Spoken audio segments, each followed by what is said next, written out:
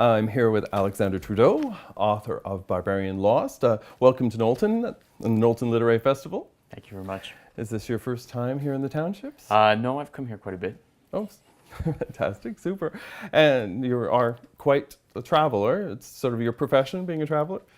Where does that come from? I guess it was in the family. My family and my father was a great traveler, and I was born into it. So very young, he took one of us on each of his big trips. So I sort of grew up loving trying to get to know the world. I've been curious, so it's just it's something that I have to do, and so I've made a profession of it.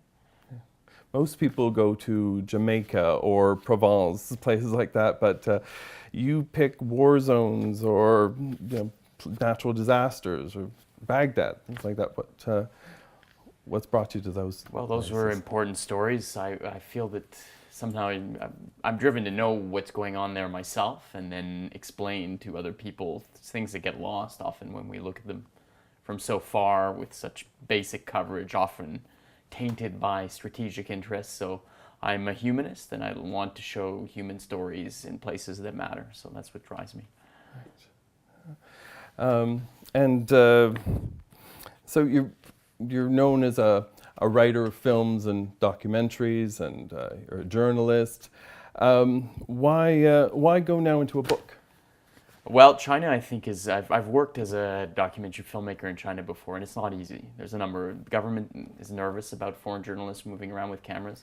The people are nervous. The people of China, we can't forget, have been through a lot in the last decade. So, they see a foreigner with a camera, it makes them nervous. The language barrier is a difficult one. And finally, it's such a big, complicated, dense subject that you have the time, the liberty to dig in. A film is a very short space of time, and a book, allows one to take one's time to get to the bottom of the story. Right. You talk to farmers, businessmen, artists. How did you get them to open up to you? Well, the Chinese are actually naturally very candid. They're frank people. They, contrary to what one might think. The older people, sometimes especially the older peasants, have endured quite big cataclysmic things in the past, so they're a little bit more nervous. But there's always someone who has something to say, surprising thing to say. So, no, in many ways, I was often asking people, why are you telling me this? Aren't you afraid? And no. People, the Chinese like to explain themselves. Do you have a favorite story, a favorite character? Well, Li Gang, the peasant farmer, one of the poorest people I've ever met in China, surely, and had lost his arm in an industrial accident, and China's full of surprises, and you couldn't think of a more sort of basic, impoverished existence, and yet he was a man of great spiritual depth. Had a real sense of peace about him. So Vivian, the woman who accompanied me everywhere in China, without whom this book wouldn't have been possible, intrepid young journalist, brilliant, argumentative, stubborn, idealistic. Her China is so very much linked to the China I love. So. Right. How did you link up with Vivian? A friend of mine who's been living there for years. So I put together a short list. I've sort of contacted journalists and who have you worked with in the past, and put a short list together, and then asked him to interview him.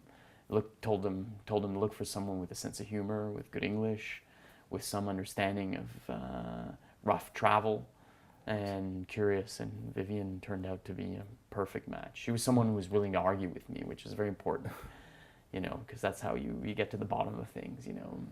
Put your opinions out there and fight for them, and when they break, well, then you know what's strong and what's not.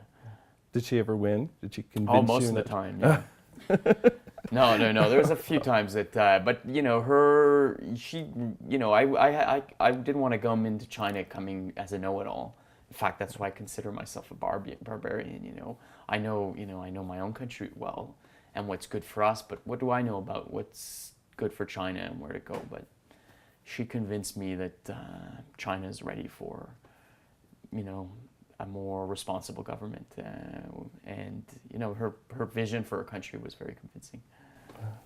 Barbarian Lost, where does that come from? That comes from, many senses. I think a traveler should be humble to begin with, but when my brother and I were there in 1990 with our father, and it wasn't meant to be. It was meant to be he was retired. It was meant to be a backpacking trip, but the Chinese considered him an elder statesman, so it organized this very, official visit. And after a week in Beijing, which was banquets and kind of stuffy protocol, heavy stuff, we finally managed to get to this sacred mountain called Taishan. And my brother and I had so much. I was 16, he was 18. So much energy built up in us that we, ran up the mountain and didn't wait for my father, and then ran down, jumping off these stone steps the whole way. And that night at the hotel, we had injured ourselves, and then by the next morning, we could barely walk. And so my father wasn't happy, wasn't impressed. He pulled us aside as we were stumbling about to some tourist monument or something, and said, boys, the Chinese have long perceived Westerners as barbarians. Don't give them reason to. Yeah. So irreverent youngsters, that's what we were. Yeah. So do you think it was that sort of early contact with China that sort of kept you in contact and sort of driven this desire? The sense that I hadn't seen the China I wanted to see, to dig in deep to a certain extent. Also, having made my career making films in the Middle East and Africa, you just sort of watch the elephant of China come into the room as a major resource buyer, as someone who has deep diplomatic links and power in the world. So it was important for me, someone who, like myself, who feels compelled to understand the world, you have to understand China. So that's what sort of drove me there. Right. Yeah. So, what's important for Canada to know about China? Well, China. What's important? Though, that's a big question. China's the longest continuous civilization on the planet, and in many ways it's its greatest human success story. So many people who are now moved from a rather poor, backward country to one that's got a middle class, 800 million strong. We often say that the 20th century was America's century. I think the 21st century is China's century. So we really have to feel ourselves in the orbit of this massive consumer resources, producer. It's in our homes, it's in the clothing we wear, it's in the food we're eating. Chinese culture is starting in a very expansionary period, and it's going to be a big part of our lives more and more. Is there more to China for you to explore? Do you think is there another book, or have you done with China? I could have spent my whole life traveling in China trying to figure it out, and I could have spent my whole life writing a book about it too. Yeah, I don't think I'll ever be done with China, so to speak, but no, I think I've presented my deep thoughts on this place. I'm interested in the whole world, not just China. So I'm on to the next project already. Okay. And what about the whole book industry and sort of how are you finding that sort of? You mean in Canada? Well, books are great, and the literary. When I left, I studied philosophy, and I decided that to deal with ideas, you had to do so in film and television. I still believe that. People are at their passive. But I sort of discounted books, but I was totally wrong. There's something sensorial, almost more powerful in books. That you would think that films are most visual, but books are extraordinarily powerful visionary elements. So, and there's a permanence to the written word, a structure to it that the fleeting moments of film and television don't compare to. So, the industry. I wonder when I'll look tonight. When I look out at the crowd, do I see what's the average age?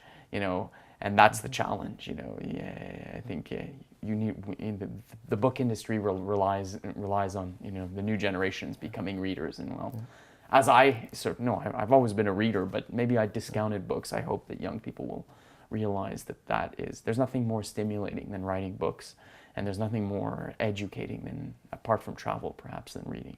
But reading's a kind of travel. Yeah, for sure. Well, thank you very much. Thank you for making the time to come down to the Knowlton Literary Festival, and thank you for this interview. You're very welcome. Hope you enjoy your stay here. Thank you very much. Thank you.